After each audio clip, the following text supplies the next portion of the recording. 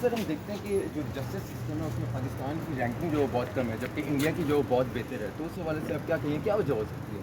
देखिए, जस्टिस के 3 हिस्से होते हैं। एक तो है इन्वेस्टिगेशन अगर फेयर होगी तो जायज़ केसेस प्रोसिक्यूशन के लिए जाएंगे, और जो नाजायज़ केसेस होते हैं जिसको फ्रिवलेस लिटिगेशन कहते हैं वो इरिडिकेट होती जाती है। This is number 1। दूसरा, फिर उसका प्रोसिक्यूशन के बाद आता है जो ट्रायल कोर्ट्स हैं, वहाँ पे अगर दबाव ना हो, वहाँ ट्रेनिंग ठीक हो और वहाँ वकीलों की तरफ से असिस्टेंस भी ठीक हो, तो ज़ाहिर है हम इम्प्रूव कर सकते हैं। तीसरा ये है कि जो जस्टिस एट द टॉप, जो सबसे आला अदालतें हैं, वहाँ बड़ी बदकिस्मती की बात यह है कि जो अपॉइंटमेंट्स हैं उसमें बार एसोसिएशन का प्रैक्टिकली कोई रोल नहीं है। प्रेजेंस है।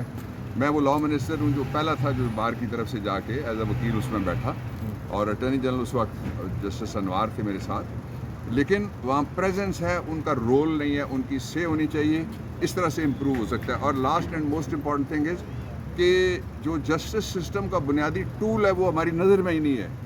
मसलन ये आप एक अंजमन बहबूदी मरीज़ा बना लें पोली क्लिनिक की, उसमें मरीज़ मेंबर ही ना, उसको पता ही कोई ना हो, उसमें डॉक्टर बैठे हुए हैं, उसमें डीजी हेल्थ बैठ जाए, तब भी कुछ नहीं होना।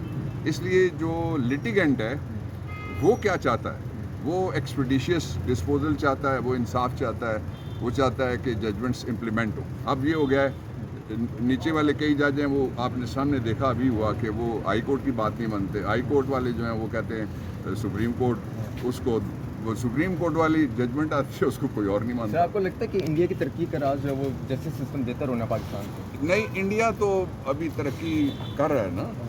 ये आप इंग्लैंड से शुरू करें ना। जब सेकेंड वर्ल्ड वॉर के बाद सर विंस्टन चर्चिल ने क्या कहा था, जिससे उनको दूसरी जंग अजीम जीत के दी, वो भी हिटलर जैसे फौजी स्ट्रेटेजी के उसको जैसा दिमाग शायद ही पैदा हुआ हो तो पिछली कई सदियों में, उससे जीतने के बाद उसको कहा गया कि हमारा क्या बनेगा, हर ईंट के ऊपर, लंदन के ऊपर जो जहाज़ आते थे फायरिंग करें, उसको कहते थे ईगल्स ओवर लंदन, शायद ही कोई ईंट बची हो।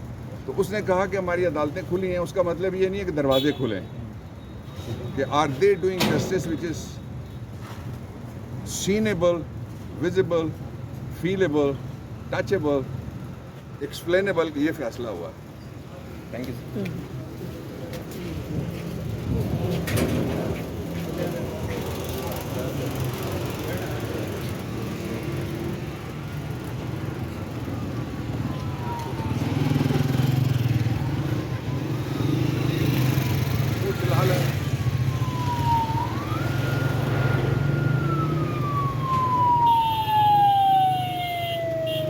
मसूद आ जाओ, मसूद आ जाओ, एक खुदा हाफिज़।